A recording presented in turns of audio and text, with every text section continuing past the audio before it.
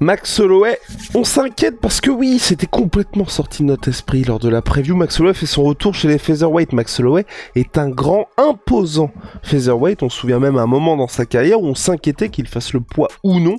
Il avait réussi à monter chez les lightweight une fois, la deuxième fois, mais encore plus important, c'est il s'était forgé une vraie carcasse de lightweight face à Justin Gaethje.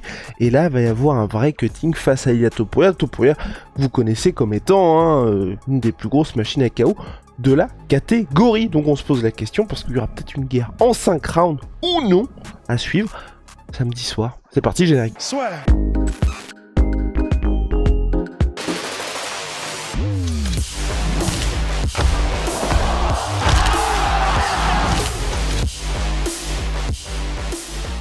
Là, il y a des petites photos qui sortent avec le visage de Max Holloway qui fait un peu flipper. Info, un tox. Qu'est-ce qu'on en pense, monsieur? On en pense que de toute façon, c'est clair que factuellement, le fait que c'est pas juste le fait qu'il fasse le yo-yo, mais entre les catégories, mais le fait qu'il fasse le yo-yo après avoir pris le temps effectivement de bien monter correctement chez les moins de 71 kilos, ben on a tous des espèces de flashbacks de TJ Dillashaw qui descend en flyweight, qui fait un cutting de l'enfer. On avait même fait des vidéos dessus. Les photos restent aggravées dans notre esprit, frère. Vraiment, c'était Skeletor. Et ça a probablement dû jouer sur le fait que il avait un menton fragilisé. Et ça, les combattants le disent quand tu fais des déshydratations. Enfin, attention, je veux dire, c'est logique. Quand tu fais des déshydratations tellement sévères que t'es comme si tu faisais un marathon dans le désert, bon, toutes tes capacités, même cognitives, hein, et donc ton menton aussi sont atteintes. Et c'est même pour ça qu'il s'était chargé. Hein. En gros, il avait dit s'il n'avait pas pris de PO, le mec n'aurait même pas pu tenir sa place. Et je me souviens des stats, c'était genre, le mec, quand il faisait le poids en bas de ta boîte, il était à 6% de body fat. Mais il descendait encore de catégorie. Voilà. Donc, enfin, vraiment, les gars, faut se dire, peut-être que ceux qui n'ont pas les catégories, c'est-à-dire qu'il était à 6% de body fat dans sa catégorie normale et il est descendu dans une catégorie qui était 4 kilos plus bas. Bon, ouais, c'est ça, génial. Et c'est vrai qu'on a un peu peur pour Max parce que je crois qu'il a jamais loupé le poids, Max.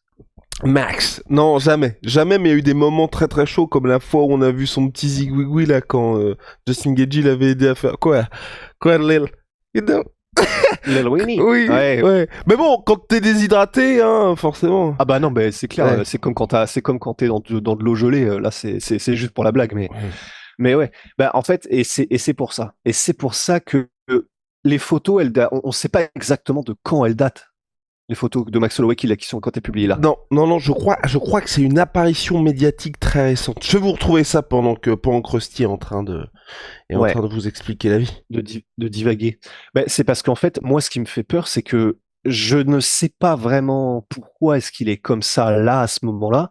C'est normalement, t'es autant émacié et autant vraiment rachitique que c'est ça, à un jour de la pesée, 1 ou 2 jours de la pesée, quand là, le waterloading est fini, t'es en train de pisser tes morts et que vraiment t'es au plus fort de la déshydratation. Bah, disons, non, c'est peut-être le pire, c'est donc la dernière nuit, les dernières 24 heures, quoi, quand t'es vraiment dans le feu de l'enfer.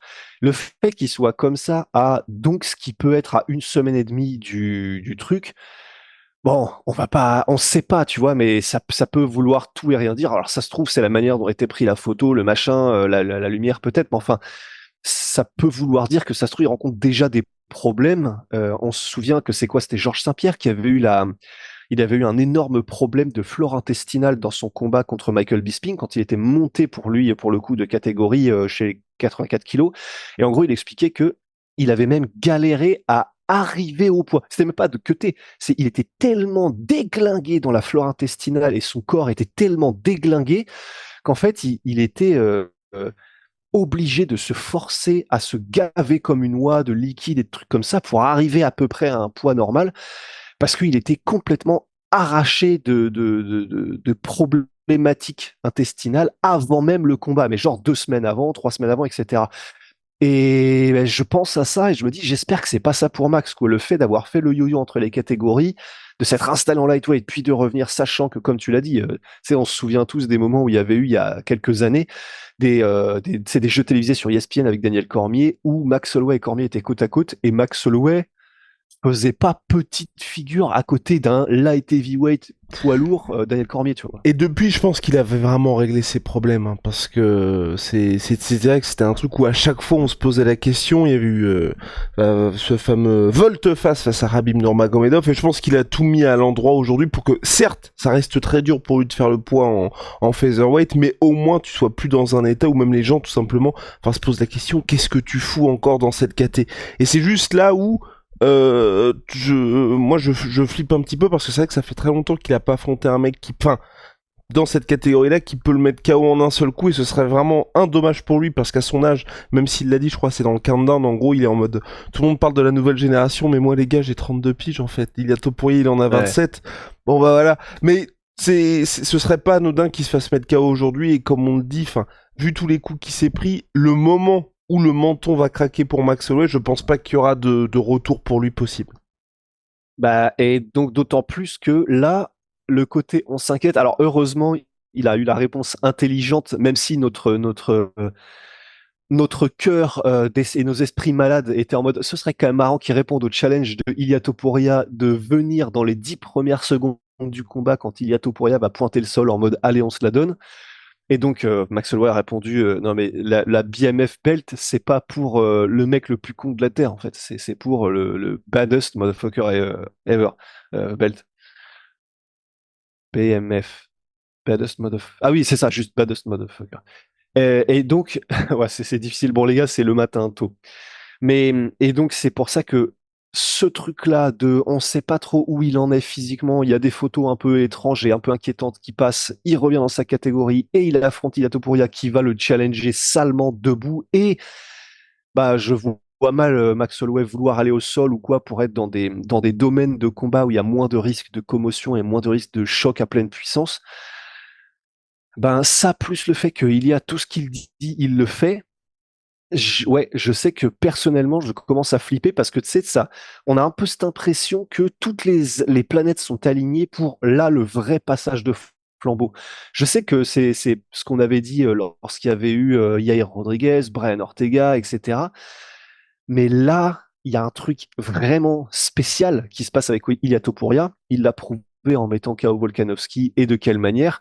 Il l'a prouvé en mettant Volkanovski et de quelle manière. Et avec, tu sais, les backstage où on l'a vu juste avant le combat répéter, je sais plus exactement ce qu'il disait, mais genre, je suis né pour ça, je vais le mettre KO sans problème. Enfin, je sais plus exactement ce qu'il disait, mais tu sais, il se répétait calmement des mantras. Et boum, il met KO Volkanovski exactement comme il l'avait visionné ouais, visualisé. Envisagé. Donc, envisagé. Mais ouais, c'est pour ça que oui, ça fait partie de ces podcasts qu'on fait avant les combats où c'est sur de l'impalpable et où clairement on peut se foutre de nous parce que on se repose sur rien. Mais il faut quand même que ce soit sorti, il faut que ce soit dit. Je suis pas très bien là sur l'alignement de planète là pour Max. Aïe, aïe, aïe. Bah, jusqu'à maintenant, l'avantage, c'est qu'il a toujours réussi à rebondir. Enfin, je pense, moi, petite pièce sur le fait qu'il sera dans un état absolument misérable lors de la pesée.